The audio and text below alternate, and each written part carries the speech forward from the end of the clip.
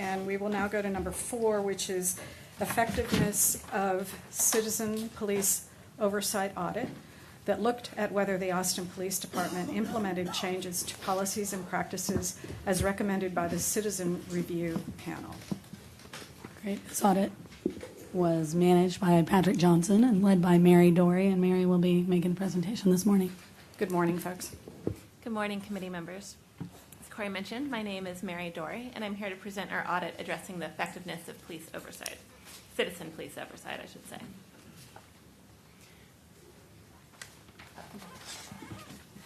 Okay. All right. So, a bit of background for folks who aren't familiar with the Citizen Review Panel.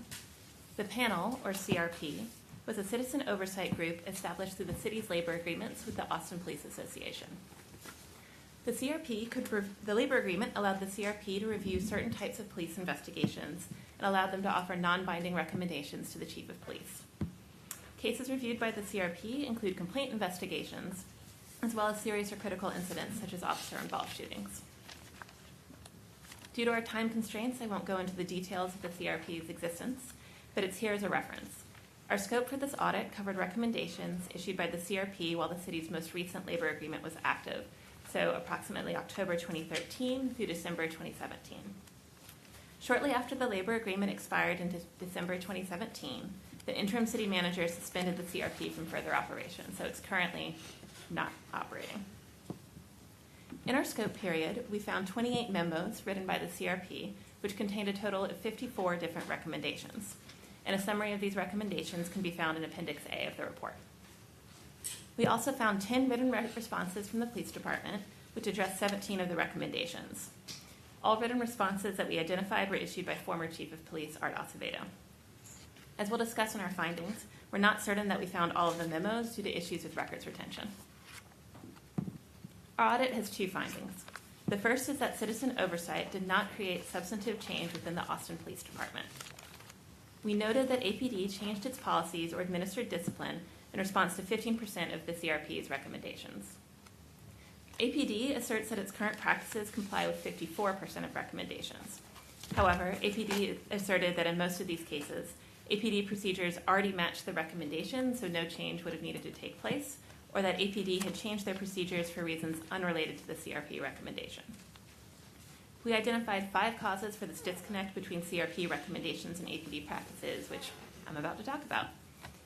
So we found that the city policies prevented the CRP from communicating directly with the chief of police, as shown in this graphic. We say city policies because the labor agreement does not go into detail on how this communication should occur. There's a lot going on with this graphic, but there are 2 important things to note. 1, the CRP did not see a copy of its final memo before the memo was sent to the chief of police. The CRP was not included in that communication. 2, the CRP did not formally receive a copy of responses issued by the police department.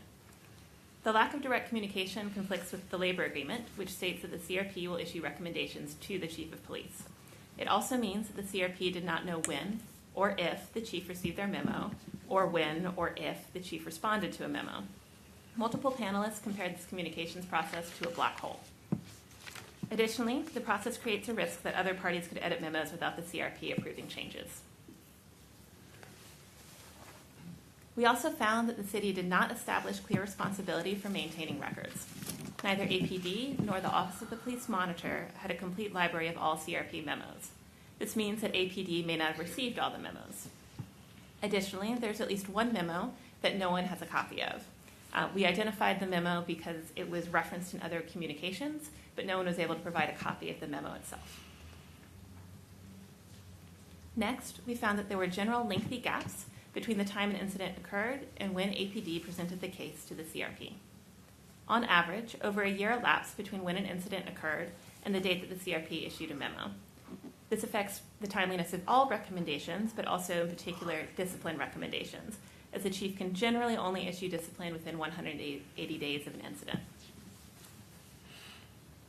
Our 4th cause for finding 1 is that incomplete information was made available to the CRP and that some information was not available at all to them during their meetings. The labor agreement does allow panelists to review the full case file at the police monitor's office. However, multiple panelists said that they were unable to take advantage of this due to the available hours, the location, and their other responsibilities.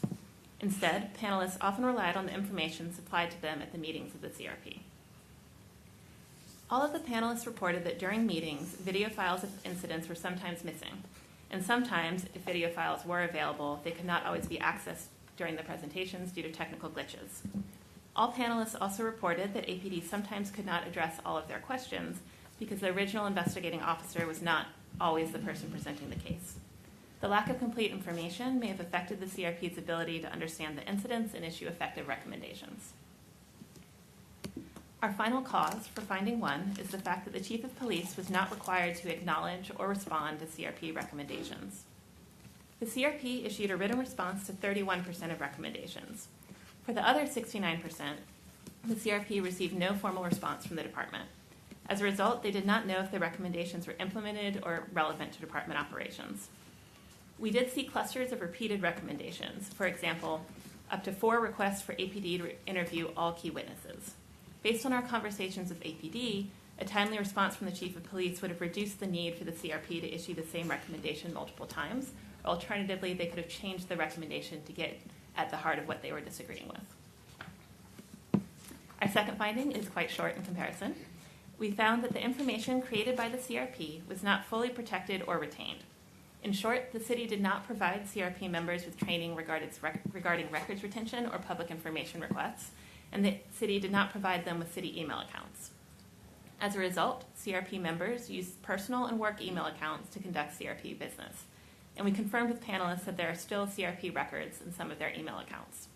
This means that information normally protected by state law or the labor agreement is outside city control. Our normal process of audits is to issue recommendations to departments regarding our findings. However, we're in a bit of a unique situation as the city is currently negotiating a new labor agreement, which is likely to affect future citizen oversight processes. So we issued several recommendations to the city manager to be considered either as part of labor agreement negotiations or other citizen oversight efforts.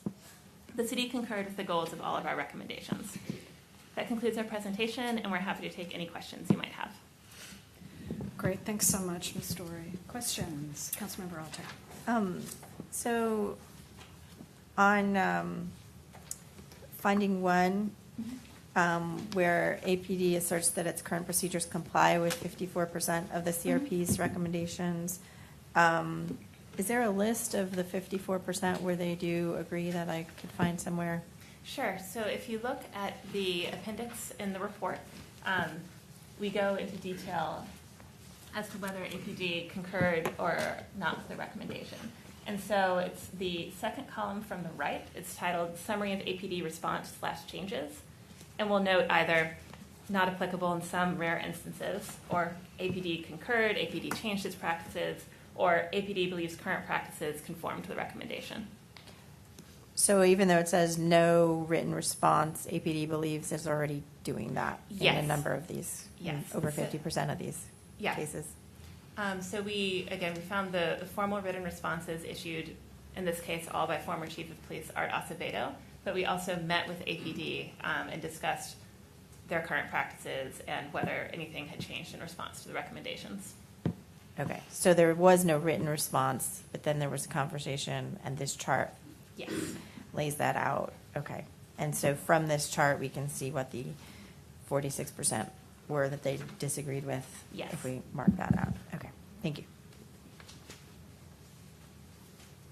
Go ahead. I'm looking at the chart with all the various CRP memos and everything, and I'm looking at just one caught my eye. It's number 13, and so it was something from back in, looks like the CRP memo was 13, a date was 15, officer involved shooting, and then it says summary of recommendation issued by CRP. The involved officer should undergo training on how to interact with the mentally ill population and how to approach a situation while waiting for SWAT. And it says the chief provided a written response but disagreed with the recommendation, and so there was no implementation. Do we know what that was about? Because this is one of the items that we're currently talking about now, which is training for how to deal with SWAT situations and also our residents who may have mental illness issues. And Well, I don't know that we have specifics about each memo. That's certainly information we could get to you. Also, just to note for the future, we're currently working on an audit of this specific issue. So separate from the work on oversight, we're looking at police response to people with mental health issues, just to be aware. Okay. Is it fair to say that 3 years on from, or 2.5 years on from when this memo was issued back in August of 15, that we have sort of a different approach to people in our community who may be interacting with our officers and they have mental illness issues? I think that the question was specifically for management to respond, but to Corey's point, one of the issues or areas we're looking at in our audit of how APD responds to folks with specialized concerns, including folks with mental health issues, is the training that APD provides to its officers. Yeah, okay. Well, we'll look for that information when it comes forward. Mayor, did you have anything? Just want to, in this context, go back to the point that I made earlier. It's the same issue again, where there is activity coming from the Citizens Commission, goes to the city, our public safety folks, and then we just don't complete the loop. So part of the issues that we had back in November, December was because we weren't completing the loop. And in the absence of completing that loop, we're going to get all kinds of recommendations from the community on how to fix that or do that. And I would hope that we would be proactive in figuring out the best way for us to be able to do that, so that we can respond to that concern. And that actually is, I think, directly addressed in our third recommendation, where we say that one of the things we could do is, were we to have a citizen oversight process in place, is to proactively release the memos written both by the citizen review panel and any responses written by the police department. And so those can be vetted for, making sure that the stuff contained them is appropriate and releasable, but then going ahead and being proactive about putting those out in public, rather than the process we had in place under the old panel. And I think there are a lot of scenarios in that. I mean, there could be a regular reporting to the council that says, just by the way, over the last 60 days, these were the recommendations, these are the responses, but just something to elevate that issue. And there are lots of different ways to do it. So I appreciate you finding that. Yeah, and I just agree with everything everybody's saying. If we're going to have a strong and professional effort to monitor police activities in ways that the community can see what the concerns are, and also to learn from situations, then we need to make sure that we have clear-cut communications policies and procedures, and this would include filing and retention policies and archiving in places that people can access easily, public-facing, which I think is what you all are possibly talking about as well. And my understanding is none of those things would necessarily require any meet and confer agreements. It's just not part of that, and it's something that can operate outside of that system. Has a good, strong communications policy, operational and public access, that could be done, even Mayor, by the police chief under his own initiative. Thank you for all of that.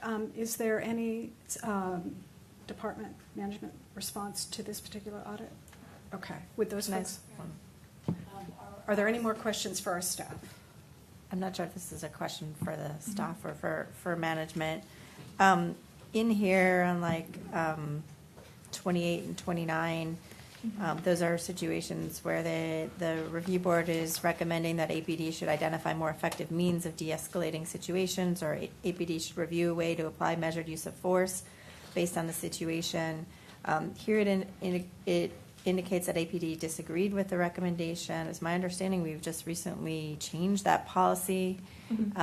So I don't know if what that was in response to, if that was not at the time of this or the accumulation of these. I mean, how are we factoring that in over time? I mean, I know at that point in time they didn't, but as these requests accumulate and the examples of where we had perhaps not the most effective responses, we did have a change in policy.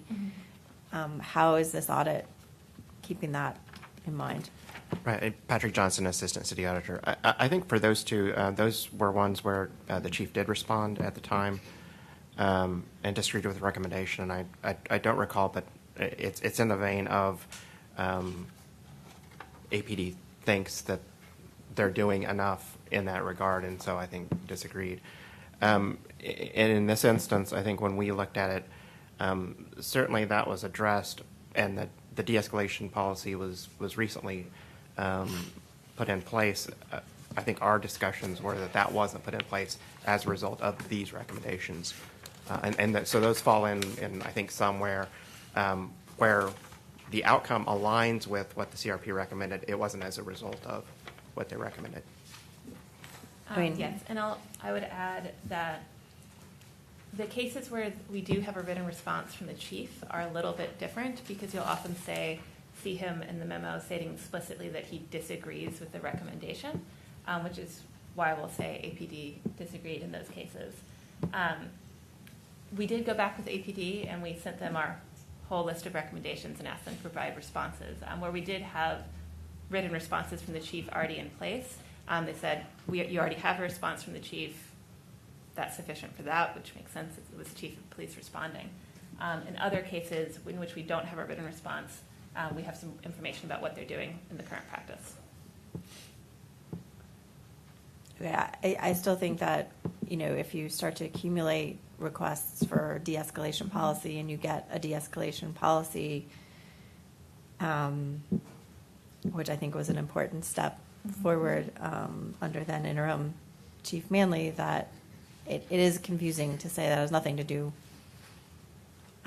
with the citizen review panel's repeated requests for that. I think that the citizen review panel could be more effective, and so I'm not going to, I just want to point out that there are some things that if you look over time, to the degree that these things were under a prior chief and we have a new chief who is approaching things with respect to the community in a different way, that accumulated process is potentially more effective, but it may be that it is dependent on who is occupying the role and their relationships with the community and the times that we're in terms of how we're viewing the importance of those efforts. So I just wanted to highlight that.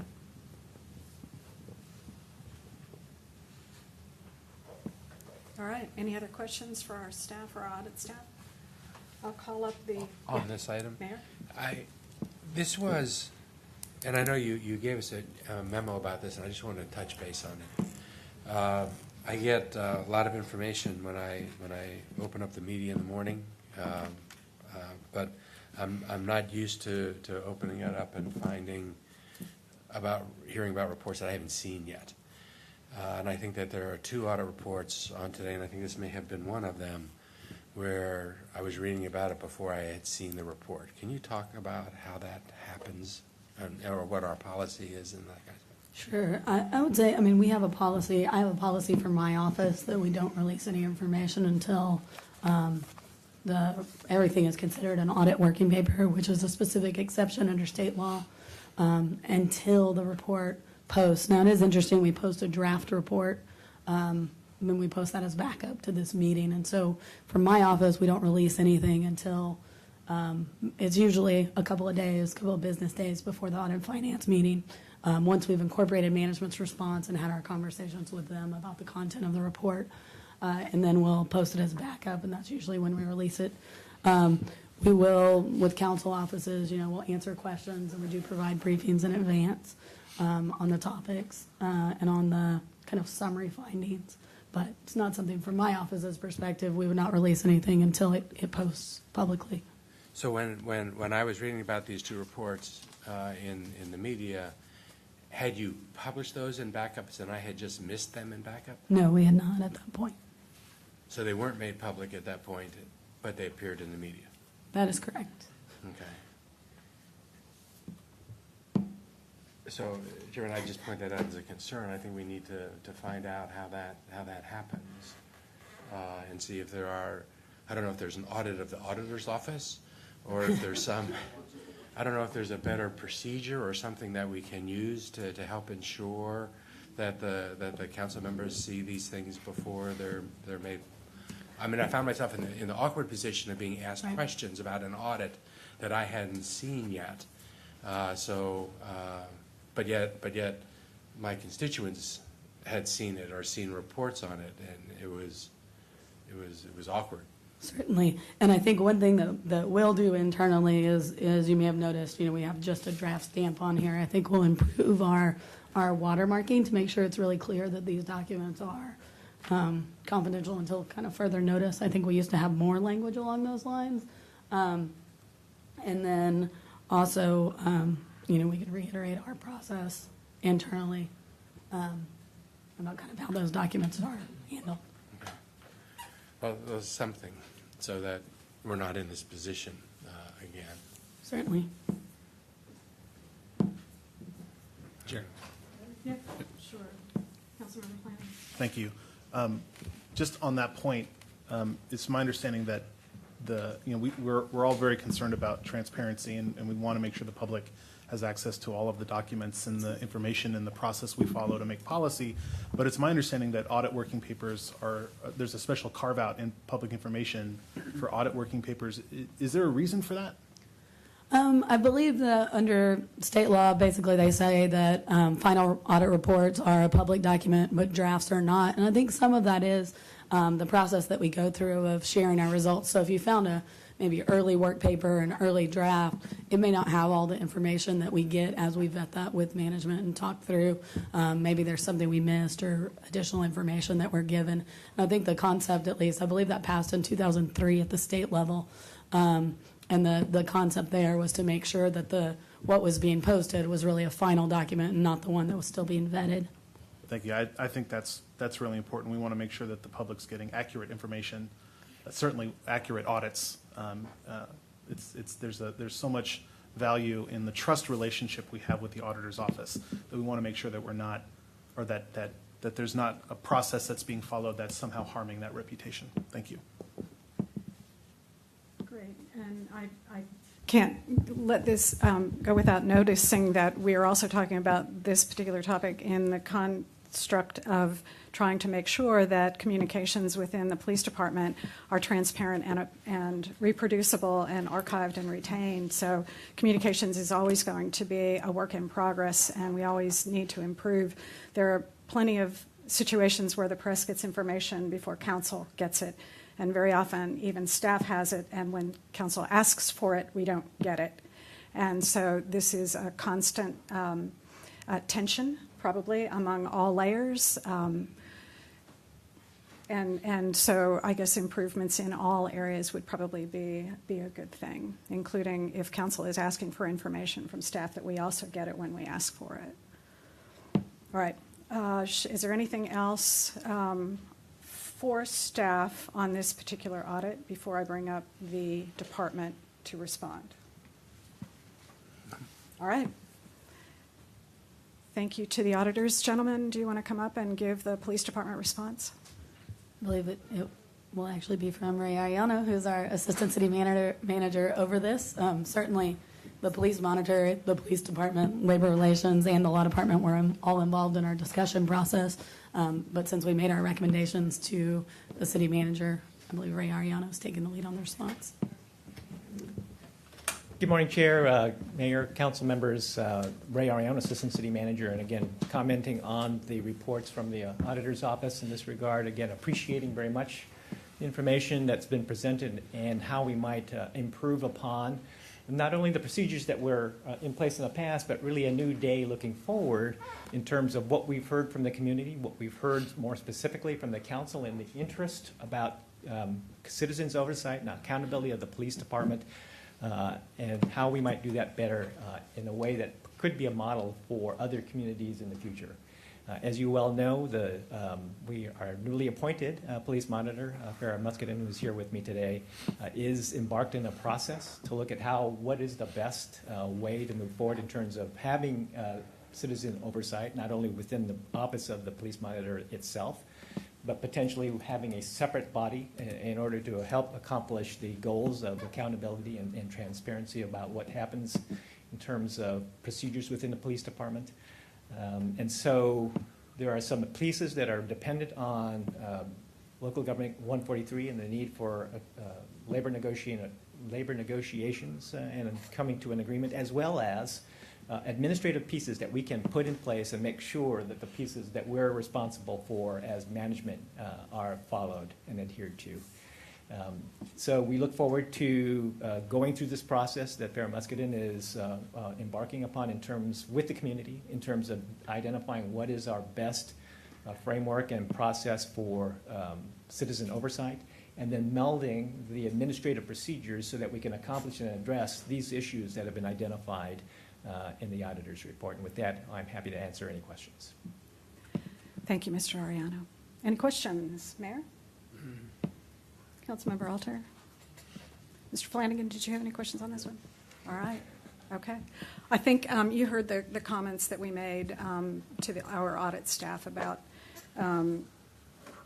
communications and clarifying actions and retention and archiving and so forth. So Yes. I think we all look forward to seeing some improvements under the new chief and going forward.